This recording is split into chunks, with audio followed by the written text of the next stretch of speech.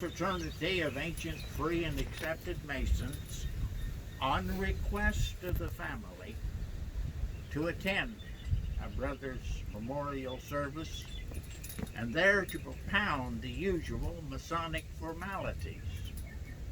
In conformity to that usage, we are here gathered this morning in the true character of the Masons to offer a tribute of affection to the memory of our departed brother, thereby demonstrating the sincerity of our esteem for him and a strict attachment to the principles of our fraternity.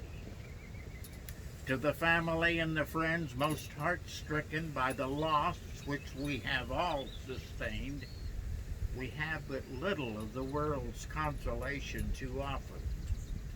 We can only deeply, sincerely, and most affectionately sympathize with you in your hour of bereavement. However, we can say that he who tempers the wind to the shorn lamb looks down with infinite compassion on the bereaved. The Almighty God in heaven above will wrap his arms of love and protection around them who put their trust in him.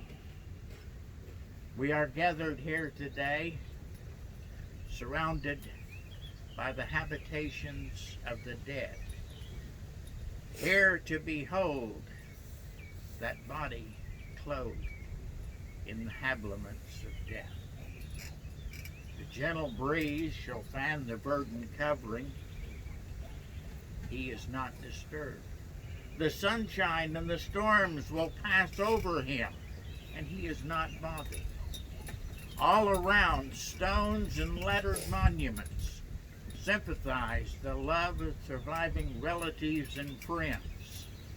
Yet from them no sound proceeds, but that silent but thrilling admonition, seek ye the straight path and the narrow gate which leads to eternal life.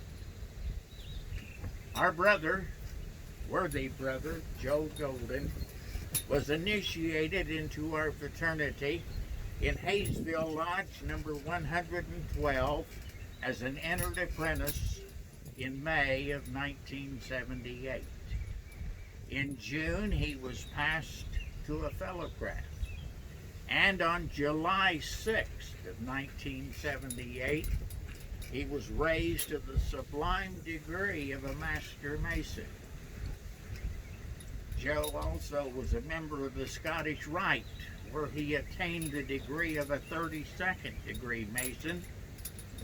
And he sought membership and was welcomed into the Shrine, which held a special attachment and a place in Joe's heart. For 42 years, Brother Joe Golden proudly wore the lambskin or white leather apron, which is an emblem of innocence and the badge of a Mason. More ancient than the Golden Fleece or Roman Eagle, more honorable than the Star and Garter, or any other order which can be conferred, and which emblem, when worthily worn as it was by Brother Joe, is a true mark of personal and pleasant tradition. This emblem is an emblem of many things to Masons. For one, it is an emblem of the true destiny of death.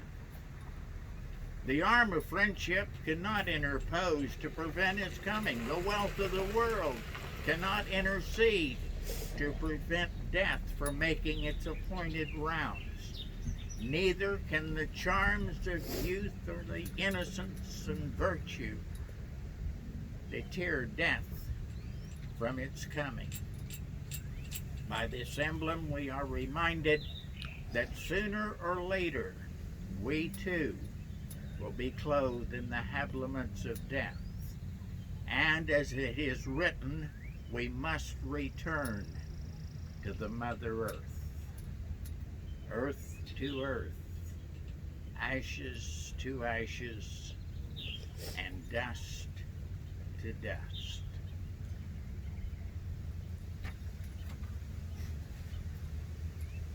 The evergreen, which once marked the temporary resting place of our illustrious dead, is a reminder of the immortality of the soul.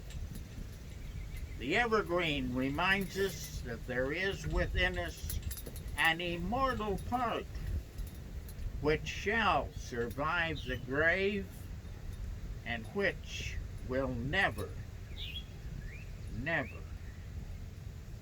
never die.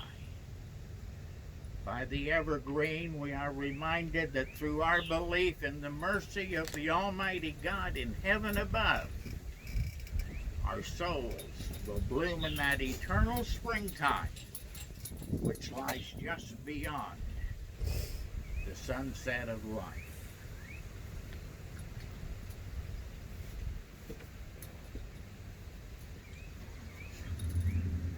The Almighty God in heaven, in his infinite wisdom, having seen fit to remove Brother Joe from the cares and troubles of this transitory existence to a state of endless duration, thereby severing another link in the fraternal chain which binds us in the practice of the tenets of our fraternity, which are brotherly love, relief or charity, and truth. Alas, my brother, we hold his memory here. We commend his spirit to God who gave it, and shortly we will consign his body to the grave, there to remain until the trumpet shall sound on the resurrection morn. But we can cheerfully leave him in the care and comfort of the Almighty God in heaven above, who doeth all things with mercy and with wisdom. God bless the Golden Family.